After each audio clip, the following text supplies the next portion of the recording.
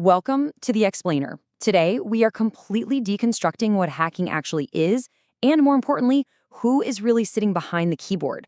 We're going to strip away that whole Hollywood stereotype of the lone genius in a dark hoodie, and we're diving right into the official EC Council classifications to understand the true anatomy of a cyber threat.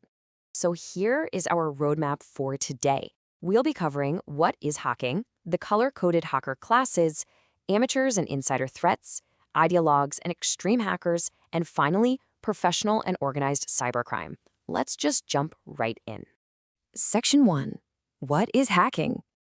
According to the official EC Council definition, hacking fundamentally means exploiting system vulnerabilities and compromising security controls to get unauthorized access.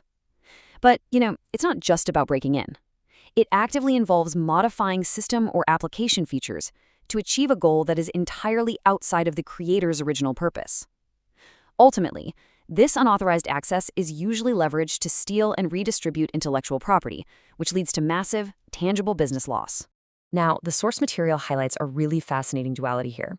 A hacker is defined as an intelligent individual with excellent computer skills, right? But their intent actually splits down two very different paths. On one side, you have pure intellectual curiosity. This is someone treating hacking as a hobby, just to see how many networks they can compromise to learn and explore. But on the exact opposite side, you have dark, malicious intent, hacking specifically to destroy or steal sensitive business data, credit cards, and social security numbers. Interestingly, if you're a network admin looking at server logs, that curious hobbyist and the malicious data thief, they often look practically identical until the damage is actually done. Section 2. The color-coded hacker classes. Okay, let's talk about the famous hats. These primary hats are defined entirely by their level of authorization and their motivation. First up, white hat hackers. These are your defensive, permission-based pros who conduct penetration tests to secure systems. Then you have black hat hackers, also known as crackers. These are the criminals driven by financial gain or malice, creating malware and executing data breaches. And slap in the middle are gray hat hackers. They totally blur the line, finding flaws without explicit permission, which honestly is technically unethical, but they often do it to eventually help vendors patch those very vulnerabilities. But the classifications go way beyond just those three. We've got highly specialized roles too. Blue hats are contract professionals temporarily brought in to hit software with vulnerability analyses right before a product release. Red hats take a wildly different approach. They are literally the aggressive vigilantes of the cyber world. They share the defensive goals of white hats, but they completely ignore the ethical rules. They will proactively hack and destroy black hat infrastructure to neutralize threats. Finally, green hats are the eager novices hanging out in forums, just trying to learn the ropes to eventually make a name for themselves. Section 3. Amateurs and insider threats. Now, please do not let the term script kiddie fool you into thinking they aren't a serious threat. These are unskilled, often young individuals who really lack deep subject expertise. Because they can't actually code the exploits themselves, they rely entirely on pre-made scripts and software developed by real hackers. They focus heavily on the sheer quantity of attacks rather than the quality, launching simple DDoS attacks or defacing websites just for the thrill, and to artificially prove their technical skills online. We spend so much of our time worrying about defending the perimeter, right? But that brings us to one of the absolute most dangerous yet routinely overlooked vectors in any organization's security posture. And that is the insider threat. Insiders already hold the keys to the castle. This means literally any trusted person or employee with privileged access can become a massive liability. The source material points out this includes disgruntled employees seeking vengeance, terminated staff who somehow still have active credentials, or even just undertrained members who cause catastrophic harm completely by accident. Because they are already inside the network, they can easily bypass standard security rules to corrupt valuable resources or leak highly sensitive information. It is a completely different defensive challenge. Section 4. Ideologues and extreme hackers.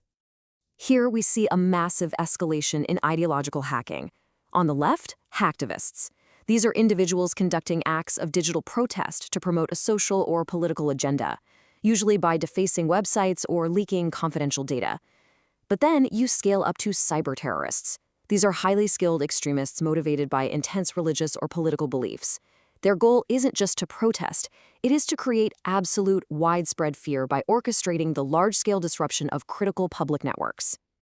Taking that ideology to its absolute limit, The EC Council classifications identify something called suicide hackers. These individuals operate without the standard psychological deterrence of personal consequence. They aim to bring down critical infrastructure for their cause, completely unconcerned with facing jail terms, legal punishment, or basically ruining their own lives. They act as the digital equivalent of physical suicide bombers, which makes them incredibly difficult to defend against because the threat of retaliation means absolutely nothing to them. Section 5, Professional and Organized Cybercrime. When we look at the professional level, the targets and goals shift dramatically. State-sponsored hackers are highly trained experts employed directly by governments. Their job is to detect vulnerabilities in a rival nation, sabotage infrastructure, and gather top-secret intelligence for national security. On the flip side, we have corporate spies. These are individuals hired to illegally spy on competitors.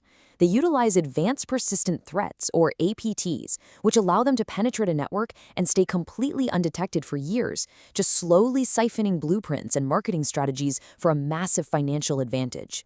And when it comes to financial crime, we aren't talking about a lone individual in a basement anymore. Criminal syndicates operate as global, illicit corporations. They are highly structured with hierarchical layers of management and workers. Because they operate across distinct global jurisdictions, they are incredibly difficult to locate.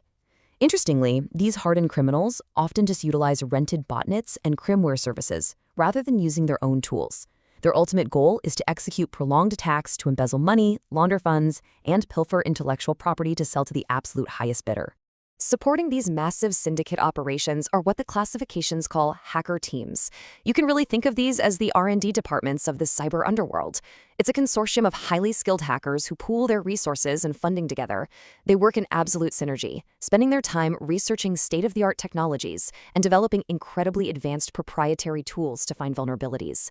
By the time a syndicate executes an attack, it's backed by the proper planning and cutting-edge tech generated by these dedicated R&D teams. So, knowing this incredibly diverse taxonomy, from the thrill-seeking script kiddie and the privileged insider all the way up to state-sponsored actors and structured criminal syndicates, the massive question you really have to ask yourself is this: is your organization actually prepared for the specific adversary hunting your data? Because a defense built to stop a careless employee is going to do absolutely nothing to stop an advanced persistent threat. Thank you so much for joining this explainer, and keep questioning your perimeter.